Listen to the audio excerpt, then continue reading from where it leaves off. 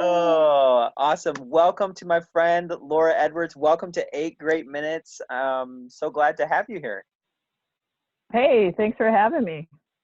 So, part of why we're doing this is that um, this is such a cool way to be able to introduce people to our, particularly our high school students, to people who are members of our church.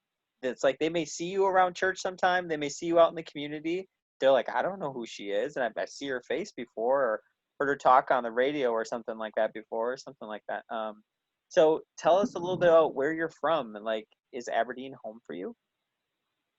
Sure. Well, it is now, but it wasn't always. I actually was born in Virginia in the Blue Ridge Mountains, and grew up though in the Twin Cities area, and went to high school and college at the U. Go Gophers! You mama. Um, and I knew at a young age, really it was summer of fourth grade, right after fourth grade, that I got really interested in tornadoes and severe weather, and I would collect hailstones in my freezer and had a little rain gauge in my yard, and had opportunity to get on TV with Paul Douglas, who was on the NBC affiliate way back then. Um, so that was kind of a touchstone, I'd say, in my growing up, that really led me on the science path. Um, I did grow up in the Catholic Church and went to Catholic school through sixth grade. So I didn't grow up in the Lutheran Church. But anyways, after the U, I went to graduate school at University of Maryland in the DC area, and kind of towed my husband along with me. We weren't married just yet, but he followed me to Maryland. And then we got married in 2003, actually, on the Mississippi in Minneapolis. And then we were in Reno, Nevada, where we were for about 8 years. And I worked at a regional climate center there. And then we came here. We had the opportunity to move back, work for SDSU, myself for extension, and my husband in one of the departments. And so this is his hometown. We never thought we'd move to Aberdeen. The only way for meteorologists to get back here is work for the National Weather Service. And I knew early I wasn't going to do shift work. So it was an unpassable opportunity to go back, come back here. And this is the smallest town I've lived in by a factor of 10. So 1/10 of the size of Reno. And but we enjoy it, and close back to my family in the cities. And so that's kind of the long story, I guess, of how we got here. That's really cool. I mean, being the state climatologist, and what does that what does your day look like? You make coffee in the morning, hang out with your boys.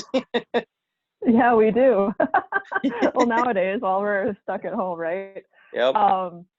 Yeah, it is really an outreach and service kind of job. So a lot of it is bridging research and science into communities and who makes decisions. So that could be a farmer, that could be someone at the state level working with natural hazards like tornadoes. It could be collaborating with the National Weather Service on Severe Weather Awareness Week or something like that.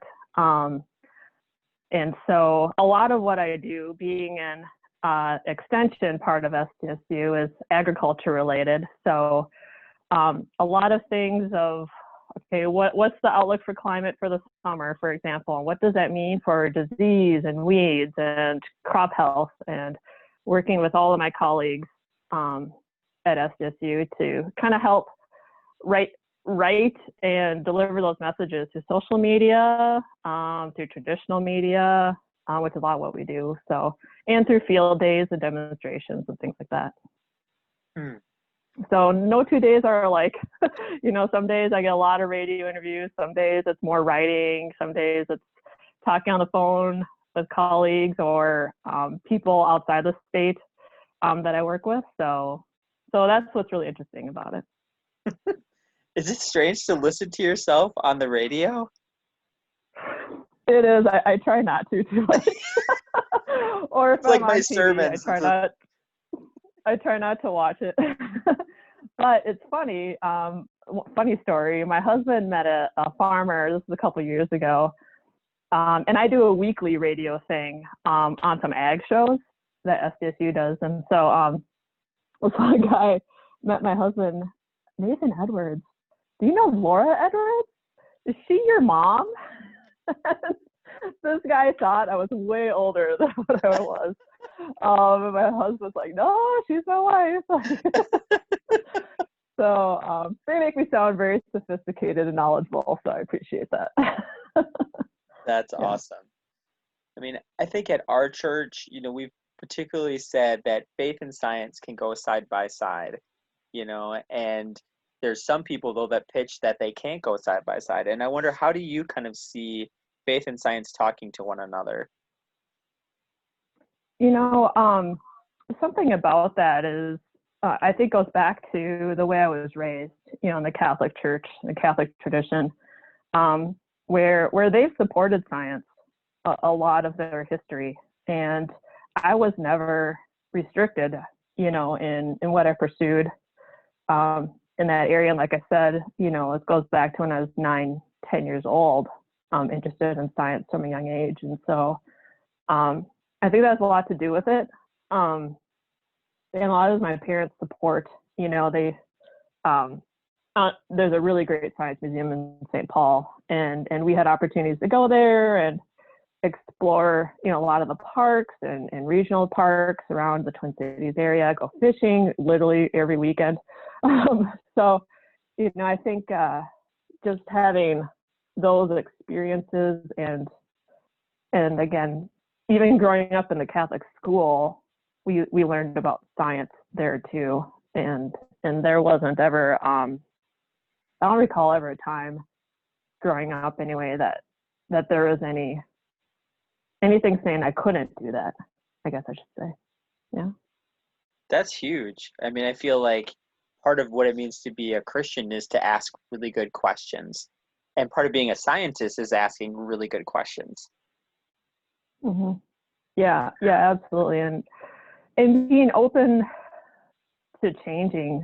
Like if you're, I mean, we're members of this church now, but we weren't always, right? Like we kind of shopped around, especially when you get married and there's a lot of transition in your life, or moving to new locations. Finding the church community that fits you, that is in line with your beliefs, and I think is really important. And so, it's not always easy, but we're happy we found this community. But the part of how we found this church is based on the last church that we were members of in Reno, and they kind of let us down, or we discovered the ELCA that way, and then kind of came over looking for a similar community here in Aberdeen. And so, yeah, it's okay to change churches and to find one that fits you, because I think science and faith can go together. They don't have to be, mutually exclusive to you and how your way of belief and your way of thinking. Is there some sort of a resource in your life that you feel like has been important to you or continues to kind of anchor you as you do life? I don't know that I have a clear single one. Again, my husband Nathan, we've early on in our relationship and our marriage, we talked about this quite a bit, because we came from different faith communities, different traditions, and so trying to reconcile that as a new couple, I think we kind of fleshed all that out.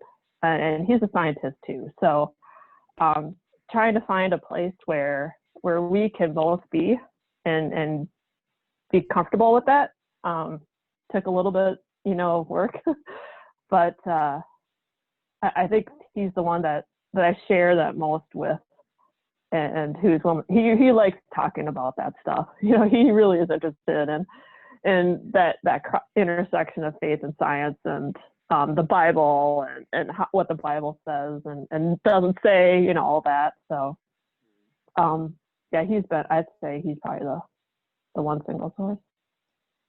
Boy, that's so powerful to think about that. If you're going to have a significant other in your life, that they share something along the lines of what you think about faith, or that they are inspired and that they can actually be a partner in that conversation with you to try some different things out and talk about it. That's really cool. Mm-hmm. And he's a scientist too. I mean, that's like Yeah. a double bonus there or something like that. And that's Yeah, 8 minutes. absolutely. That's 8 minutes right there. Can you believe that? All right, great. But Awesome. here's the bonus question. The bonus question is, you think about high school Laura who's watching this, and maybe there is some interest in going into science and stuff like that, and trying to find role models, and it's like, should I even do this or should I go do something else? Like, why? What would you say to that Laura today? Oh, wow. If it's something that's interesting to you and you're still discovering that, that's okay. And don't exclude science because you think it's hard. I think it's worth a try. I think there's a lot of similarities between science and art, for example, and music and language, and those skills all come to play and are important too. Like I use writing and language way more than I thought I would, and so yeah, I'd say, I'm even thinking of my kids who are 10 right now. They're not in high school yet, but they're going down very different paths already, and keep your options open. You know, even in college, you don't have to narrow yourself too much. Even in college, even though I knew I wanted to go into meteorology, I also have a double major in French, so I could study abroad. I thought about architecture for a while. It's okay to explore and try those other things, and you can do a lot of that at the same time. Good That's, luck. yeah, I love that. It's a great opportunity when you get out on your own to explore and try different things, I'd say. Oh, well, just encourage anyone that's been listening today to, if you have more questions, it's easy to connect with Laura via email. You can look her up on the STSU extension if you want to chat more about science, faith, and anything on beyond that. But Laura, thank you so much for the time today to be on the call. All right, great. Thank you. Or should I say Have a great merci summer. beaucoup? Merci beaucoup. A bientôt. There we go.